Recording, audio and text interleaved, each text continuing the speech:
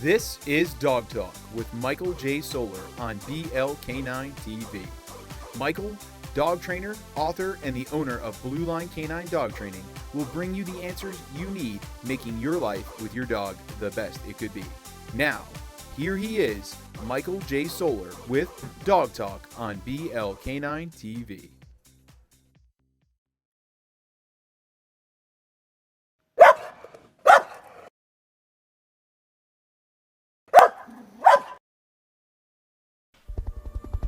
There it is. Welcome to Blue Line Canine. We have made training programs that are so astounding that you and your dog will love the fun and ease of it. The most phenomenal discovery of our time becomes the greatest bonding experience of all time. BLK9 Productions presents a Blue Line Canine Training Program. An adventure 15 years in the making. The Platinum Program.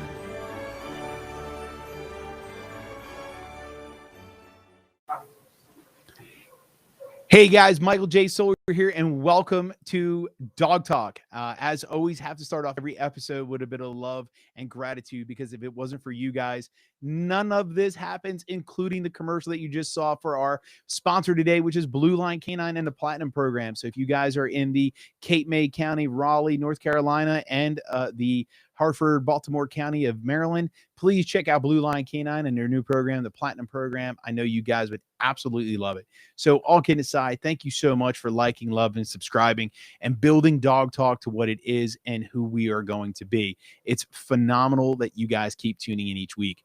So today, I have the privilege of bringing Chrissy Joy on the show. Now, I'm not going to BS you here. I have to tell you this little bit of a story is this. So Chrissy Joy, I will tell you, if it wasn't for her, now she doesn't even know that I'm going to tell you this part, but if it wasn't for her, I would probably have zero interest in doing stuff like this, because years ago, I was at a show for Vera's Pet Foods. They had an event there, and I met this young lady named Chrissy Joy, and I was the MC of the event and got to meet her. And then she told me how good of a job I did. And I was really impressed because this lady's resume is absolutely phenomenal. Actress, dog trainer, commercial producer, you name it, she has done it. So for the fact of the matter is that she would simply give me enough credit to be, holy crap, you have something. I knew it was my time to follow in the dreams. So long story short is, tried to get her to come up and teach at my facility. It fell through. I try again to have her come on my show. Falls through. So then over suddenly we start to show Dog Talk. I meet everybody in the circle, from Jess O'Connor of Blue Nine Pet Products to Pack to Dog Gurus, you name it, to the point where we had Doggy Dan on Dog Talk a couple of weeks ago from New Zealand, out there in England and everything. And now finally, ladies and gentlemen, I get to bring you Chrissy Joy. Chrissy Joy, welcome to Dog Talk. Finally, thank you for coming on the show. I know you can hear everything I just said, but I'm not going to embarrass you and make you have to hear it all again. So you get to just giggle and laugh. That made me really laugh because, I had an immediate flashback to, I actually forgot that you were the MC at that event. It was so long ago. Yeah. And I remember we did the event, and I only had Beasley at the time, and we did some cute tricks, and it was pretty simple. But I remember your emceeing, your voice. And I remember coming up to you and I was like, you need to do radio. You need to be a host. Remember that? And I was that's my point. Yeah. I was like, I don't know what you do. I don't know. I don't know what your job is. I just know that you need to be doing this. Now I remember. You remember it all. Now it's all clicking back in your head. It's just so cool to see stuff come full circle like that. But, I really try to inspire people. So thank you for that story, because I never knew that. Sometimes you never know the people that you touch in a way. It could just be a compliment, and it changes their life. And so thank you. And apparently it did. As you can see, we are now here live on Dog Talk with multiple people listening and watching and being a part of this. And I have to say, since that day, obviously I got to follow your journey and watching you literally just kill it out there, from going out there, training multiple dogs, starting and being a part of a different training facility here in Maryland, which is really, really cool. You're in the home state here of Maryland. And now you've actually been on one of the most popular television shows, America's Got Talent, That's right. and actress. And then I have to, ladies and gentlemen, if you watch Chewy commercials, you definitely know these young ladies' dogs because they're in them all the time. Yeah. And it's so amazing to see how you've done it from Super Bowl commercials all the way through. So where do we start? Where do we start this interview? It's so exciting to have somebody like you on the show that offers so much knowledge, so much experience, so many different things that are out there. So I guess let's just start with the most popular show right now. What was the experience with America's Got Talent? We actually talked to the producers very early on, and they were very much like hands-on through our audition process. And honestly, the way we put it together as far as the team, it was Christina and myself and Trevor. So from BFF Pet Services and Doggy Dojo, that's where Trevor's from. And he was flying up from Texas so we could practice. And, it allowed us to have a lot of room for creativity. And, I think the hardest part, honestly, was like the last minute changes they would throw at you. And then they wanted to cut stuff out and change things. And they wanted you to up certain things, remove other things. And the fact that we had to drive all the way from Maryland to Pasadena. So there was no flying dogs because COVID had hit. And that's one of the services they removed was flying dogs and cargo. And frankly, I'm not a huge fan, especially for a stressful show like AGT. And so we drove the entire way in my van. And it was a whirlwind. It was a whirlwind of an event. When we got there, they filmed so much footage of us. It was insane. And before we even got on stage, and then we got on stage in front of Simon and Howell, Simon, and then it was Simon Cowell, it was Heidi Klum, Sofia Vergara, and Howie Mandel. And you just for me, I had done theater in the past, so it didn't affect me. And then mind you, there was no audience. There were dummies dressed in clothes. What? Okay. Throughout the whole, and then they just edit in audience. So it looks like people are watching, but there was no audience, which is weird. So I feel like the experience was a whirlwind. Our dogs did fantastic. We just weren't what they were looking for that year. And so we, like any reality show, you have a risk. And we got hacked apart for our live routine to showing just a tiny amount of what we actually had done. But the experience is probably the most growth I've done since then because it happened. Now with a show like that, with you brought in, what is it, about 6 dogs? Is it you had up there? We had 1, 2, 5. Yeah. 5 dogs. Okay. That many dogs on that stage, it's one thing is that, we always learn about dog training, right? So obviously the show's about dogs. So you're bringing the thing in. And bringing a dog on a stage like that, do you find the dogs are really stressed out? What are the kind of preparation things that you can do for that type of thing? Because obviously the floor might be slick, the lighting, the sound effects. What are some of the things that you guys had to prep for? Do they give you a heads up in a sense, to prep for that kind of stuff? We were really particular about the flooring because that was something that we were we have got to have non-slick flooring. Because if you see the AGT floor, it's shiny and black. And for a lot of dogs, even just the reflection is they don't have the depth perception there. So they think they can't tell exactly what's going on. So carpeting was a big deal. I was worried about rug burns on the dog's paw pads because they're moving fast in some occasions. And so I was worried about that.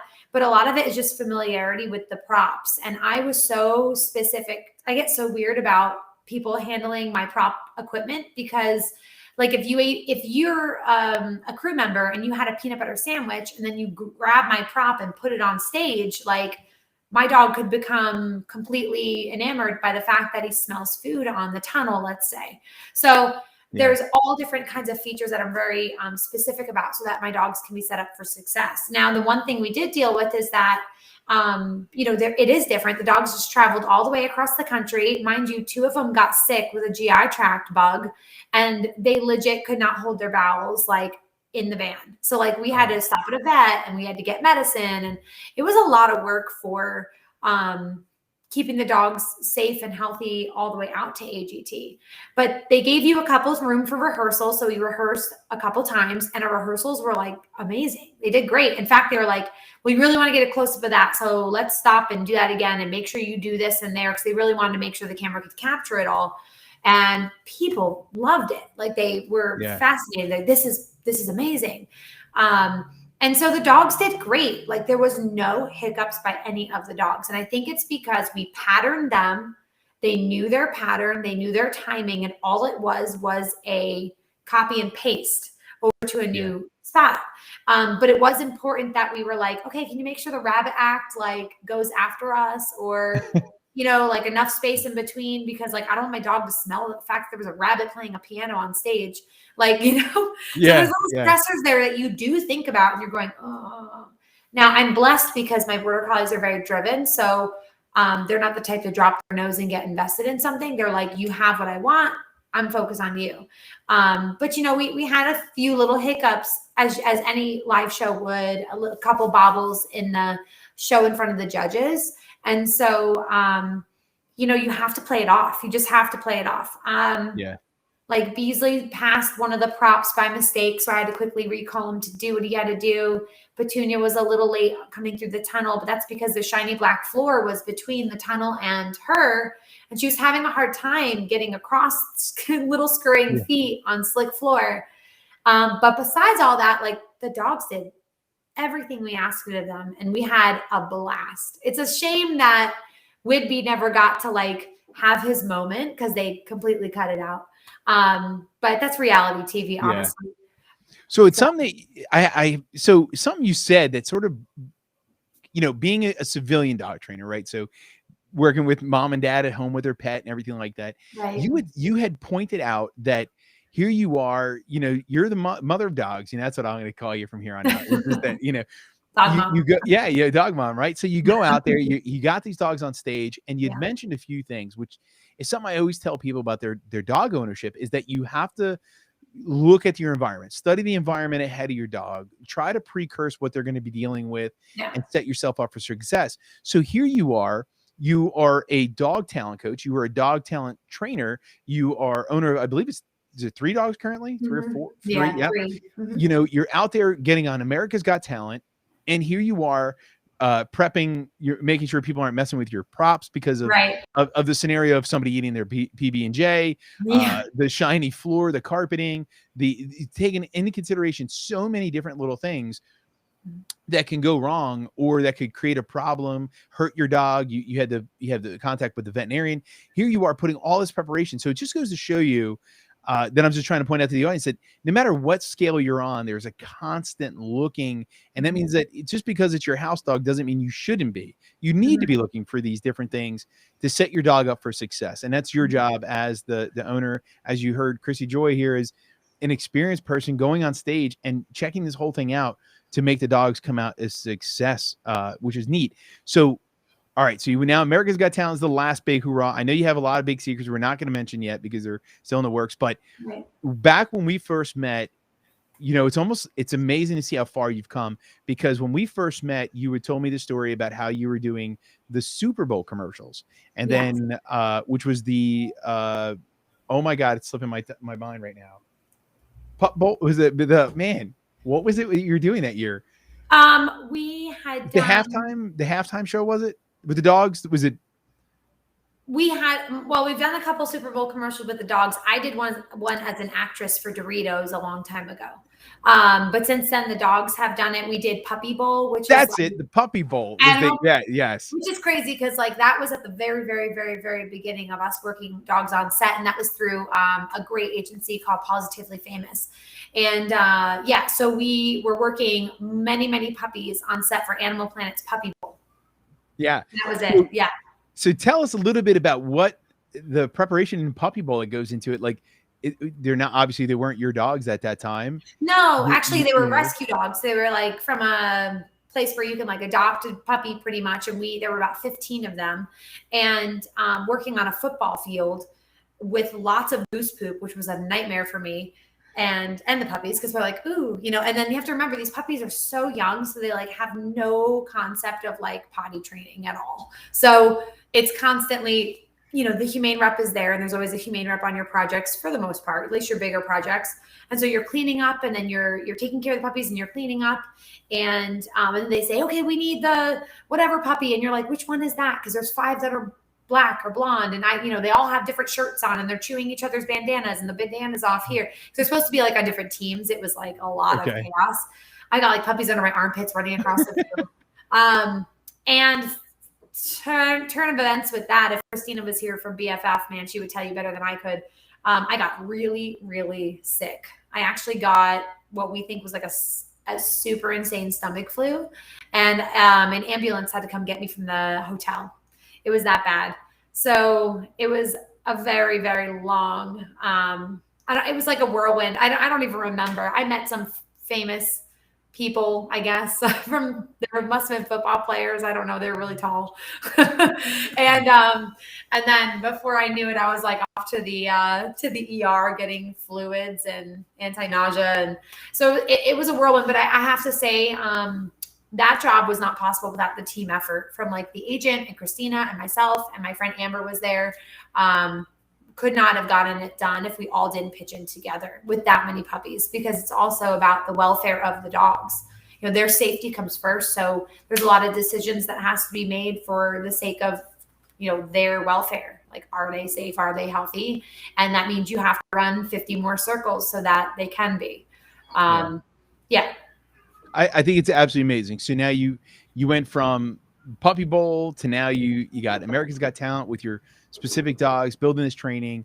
And one of the things that I noticed that you do is that you actually train other people's dogs to have the same opportunities as yourself, right, as well. So that is something you do here in Maryland, or do you try to do that? So we are at BFF Pet Services, as you know, over in Brandywine and Charlotte Hall. But we have a group called the Bone-A-Fied Talent Group, and that is our talent and event division. And so that's something that I dreamed up with a few of the staff members when I was really missing TV production. It's something I'd done. I was a SAG actress for many years, and I think I was always doing it because I wanted to get involved with animals on set, but I didn't know how. And so what do is you become an extra and you go from there. And so I remember standing inside the facility and going, I really miss working on set. I want to try to get Beasley into commercials because he's so smart. And now I have a dog that I think could be an asset in the industry. I was like, I wonder if I should start contacting my talent agents for people and ask, where do you go when you need a dog? And that's exactly what I did. And I found a couple agents and I just sent Beasley's picture around. And then once he started getting work, we started to get more calls, which then I said, wow, why aren't we looking at all the dogs around us? Like, this is my dream, sure. But if you ask anybody, they go, oh, my dog's so cute. My dog needs to do commercials. Okay, cool. Is that a dream of yours? Because it's certainly a dream of mine. Like, can we maybe standardize what dogs need to know so that we can have ammo. We're here, we're ready. And so when an agent calls and says, I'm looking for, if it doesn't fit what my dogs can do, then why don't we try to get other people involved with their dogs? And it doesn't have to be just within BFF. We look outside and everywhere, but we've become to be a very elite. We only take the elite now because we want to keep a high success rate, you could say, with sending dogs onto projects. And so now it's been about 3 or 4 years of doing this, and we help agencies almost weekly to put dogs on set. That's awesome. So you do still offer the opportunity, somebody gets a puppy or they're looking to get in, they can reach out to you and 100%. I'm willing to have that. And a lot of phone calls I do have, we come to a consensus that it's not for them. It's not all sunshine and flowers, as you know. Schedule changes, and you have to drive very far, and you maybe don't get paid enough sometimes that the hotel and the gas, and you have to really gauge, is this for your lifestyle? And what was a Thursday shoot is now a Wednesday shoot. Can your schedule change for that? Are you comfortable with your dog being worked by an actor in a scene, where you're 10 feet or more away from them? Is your dog completely people friendly? 0 triggers, sound triggers, can't be triggered by sound. That there's so much involved, and we have a pretty big evaluation process in video. The only dogs that get around the evaluation process are the puppies, because if there is an agent needing puppies and we get that for like really cool clients. Like Victoria's Secret always does like a puppy shoot every year. And they're always looking for puppies. The agent will say, I'm looking for puppies. And then the puppies don't have to know anything. They just have to be like the same size, the same age, you know. And in that case, puppies are perfect. But for some of the other skills that we need in the jobs to fill, when we're helping the agencies out, we really need to have solid talent come out. And so we do workshops to help supplement and kind of let people check in at their skill level. Awesome. So what is the worst job you've ever done as a dog trainer and talent trainer, I guess? Okay, I have that answer, but it doesn't have to do with the dog. Can it be a different animal? I guess we'll let it go. We'll let you answer however. It's It's the worst the job, worst right? So Clifford the Big Red Dog is out later this year. So I can say that we did Clifford, okay, which is exciting. I think it's coming out this year. They said it might push. So it's one of those things where like and I'm sure you've been there because I feel like you and I are very similar, where you just get so excited. So you're like, I'm just going to volunteer, right? Because they're like, hey, we can't have like any of the SAG actors handle these exotic reptiles. So, who here wants to volunteer themselves? And I'm like, I'll do it. Oh, shoot. Like I should not have done that. Cause they're like, you're going to handle a tegu. And I'm like, I don't know what a tegu is, but it can't be bad. Right. It's like a freaking Komodo dragon. And they're like, okay, so get on hair, makeup. And so they dress me in like this like church outfit. And like, I'm supposedly like blessing of the animals. Like I would randomly walk down a church aisle with a tegu in my arms. Like, hello, in New York City. Are you kidding me? Like, who does this? So they give me this lizard. I want nothing to do with this lizard. And trust me, it wants nothing to do with me. And it is legit, like it's talons. And no offense to people who like lizards. Like, it's just, I don't know how to hold them. And this guy was like not feeling it. The man takes it out of the container and the lizard's like, oh, I love you. And he's like, see how nice he is? Like, he's super chill. And I'm like, oh God, he really looks chill. Cool. Give him to me. And he's like, you know, like a totally different story. Like, I guess I wasn't like caressing it enough or something. I don't know how to handle lizards. It starts to scratch me and freak out to get away from me. So when they say action, I'm like doing everything in my power to like wrangle this tegu. And I start bleeding down my arms. Oh, and then they would say cut, and then they'd say medic, because they'd have to come and clean me up.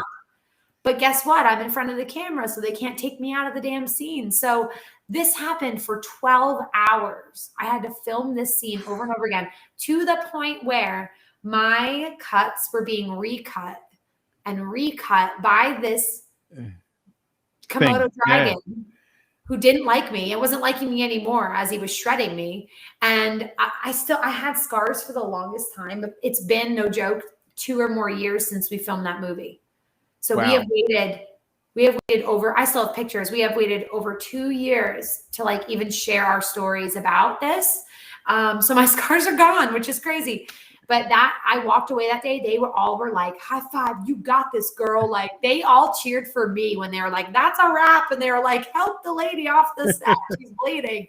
And we had dogs on that set, sure. But I stepped aside because, to be honest, I was working with an agent that is my dream of all agents, called Birds and Animals. I grew up as a child watching movies that Birds and Animals supplied those animals. So I was like fascinated. But that was the worst. That's awesome. So, all right. So here's a question for you now. So you're an actress, stage and movies. I've seen that you've been in movies. Right. Now you're bringing the talent, somewhat volunteering to still be in the film as well. But yes. What do you find? Which way do you find it to be a little bit better? Because as a dog mom, I'm curious to see this reaction. Is it neat to see yourself on a screen, or is it cooler to see like I know for me, when I saw your dog on the Chewy commercial for the first time, I was like a couple months after I first met you. I think it was like, sure. I can't remember exactly. Yeah. It was like, it was the first one ever. And all he did was he comes down, he puts his paw in a box or something like that. And that was on for like 3 years. Yeah, it was like the longest reigning. I remember when I saw that dog, I was like, oh, I know that dog. I was like all excited. I was like, I know who trained the dog. I know. I was like, so for you, where does your excitement come from? Is it being the dog mom that trained the dog? That's your dog that you started from a puppy and brought up? Or is it the actress part where, look, that's me on screen, I dealt with these stories, or is it, which one do you find to be there? I think honestly for me, I don't even have cable, so I don't see half of these things. Like people have to like email them to me or like screenshot it, like, hey, I saw your dog. I'm like, oh, there's that project I never knew I would see. Like I don't. So when I was on TV as an actress, I never watched myself. You can go on IMDb. I was on The Good Wife. I was on 30 Rock. I did Damages. I did Gossip Girl. Like I never watched any of my episodes. Like to this day, I haven't seen them. I don't like to watch myself on front of the camera. But I will say that for me, the most validating part is the problem solving when you're on set. It's not so much like, yes, it's a perk. It's icing on the cake to be like, look at the final product, but it never showcases like how much work we did on set for that 15-second commercial. And I love when you get on set because it's always problem solving. It's about an application of your training in a new environment and a new equation. So it's not an A to B to C. It might be an A, and here's a big table, and here's an actor, and we're outside, and we have to move to this position. Like it's always problem solving, and that's what I really love about it. And I've always loved production. I am fascinated. I respect it. I understand it. It is my energy. It is my vibe. I flow well with it. I love the hurry up and wait. That works really well for me. Like that's okay. That drives me up a wall to hurry up and wait. I actually do really well with that. I can only do so long of like go nonstop. I love the hurry up and wait. I am my best in that. So I will say that like it's the problem solving that is big for me. I love behind the scenes. Do I miss being in front of the camera? I'm starting to do it more with dog TV. I think, and this is going to be interesting, when I was in my 20s, like doing a lot of acting, a lot of self-esteem issues. Trust me, that hasn't changed. But I will say being in your 20s versus now, I'm like 27, obviously. No, I'm just kidding. I'm more like 32. But I don't feel the same competition I had in the 20s. You need to be this skinny. You need to look this way, that way. The pressure of the agents like was unbelievable. And not obviously, well, actually plenty of times it wasn't even appropriate. But now coming back, like I've had time away from the camera, coming back to it, I feel much more comfortable in my own skin, like who I am right now. And I'm like, now I get why some actors don't really get into the industry until they're older. And then they just like, because they like mature into the role of like what it's like to be in front of the camera. And you're just like, this is me, whether you like it or not. This is it. Like, this is it.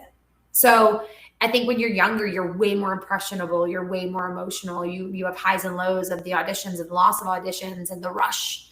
And now I feel like I'm coming back into being on camera and I'm way more like, I've got this. When I would question myself a lot in my 20s. So it's kind of a neat thing, but I still don't like to watch myself. But that has not changed. Yeah. I just saw myself on the dog TV thing and I'm sure like people think it's great. And I'm like, oh my God. So, there's always going to be that part of me. Yeah. So I just have to learn to accept that part of me. Everybody deals with some level of insecurities. We have another show. I call it Stuck in a Truck.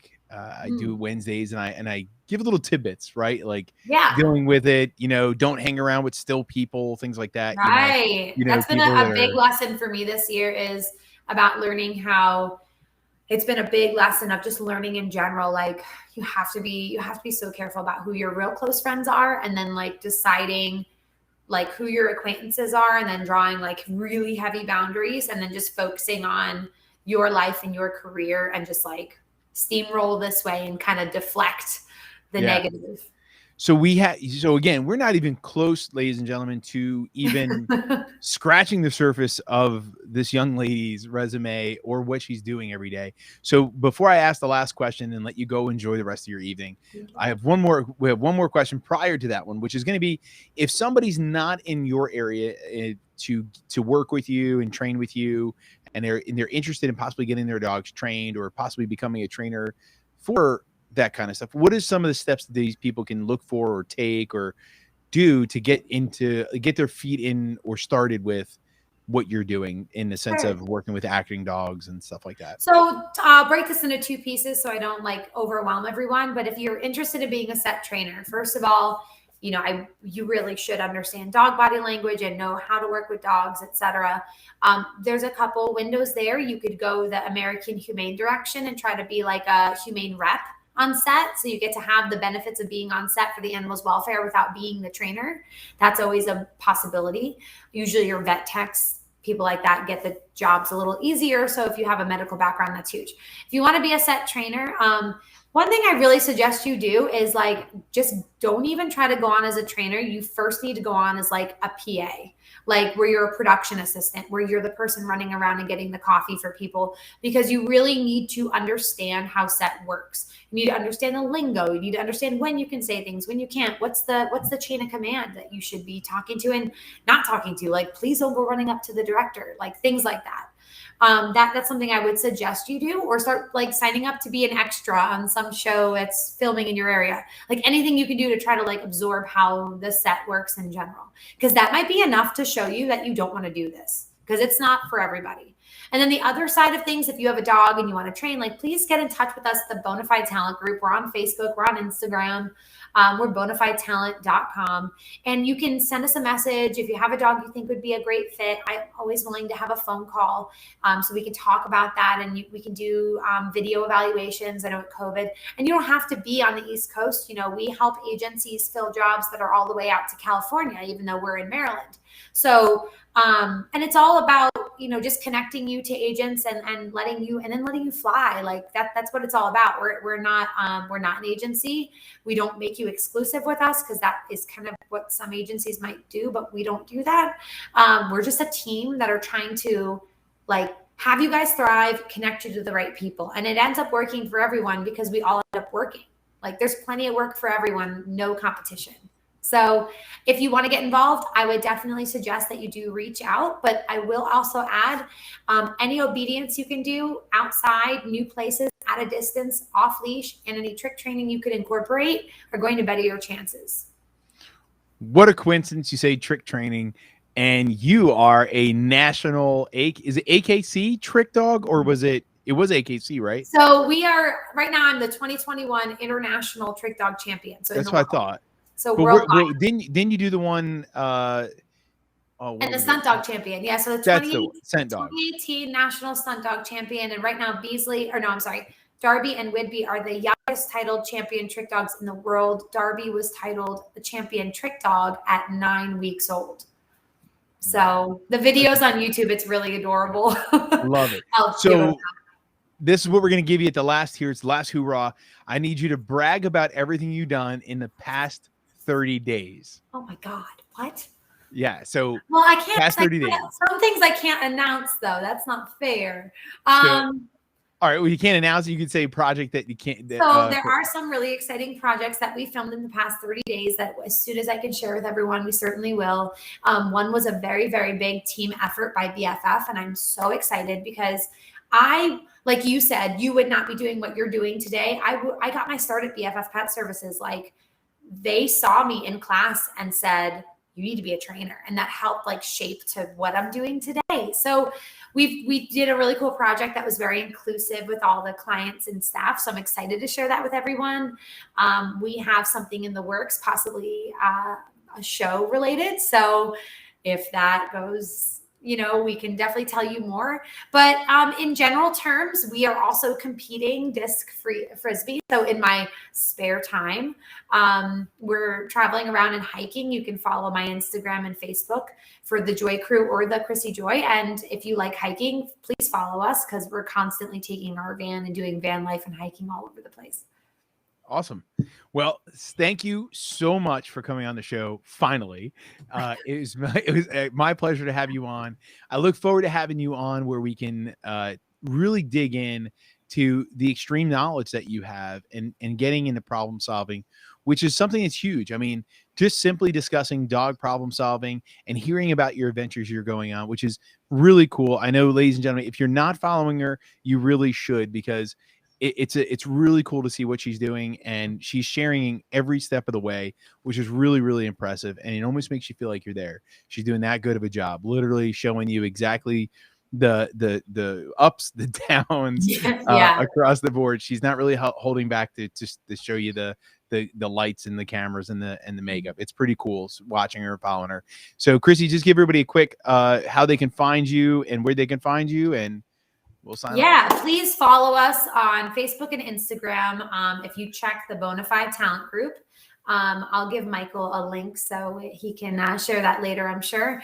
But it's bonafiedtalent.com. But also, please, please, please follow me and my dogs. It is the Joy Crew on Instagram and Facebook. And then the Chrissy Joy is my separate account. So I kind of do one for the dogs and then do one for myself. And that side will show you more of behind the scenes and training specific skills and a lot of our like van life adventures. Well, thank you so much, Chrissy. Seriously, a pleasure. I can't wait to have you back on. And ladies and gentlemen, if you are awake tomorrow morning, 8:45, please join me right back here in the same channel for another episode of Stuck in a Truck and find out why the word attention is so important. So we'll see you guys, if not tomorrow, but we'll see you next week.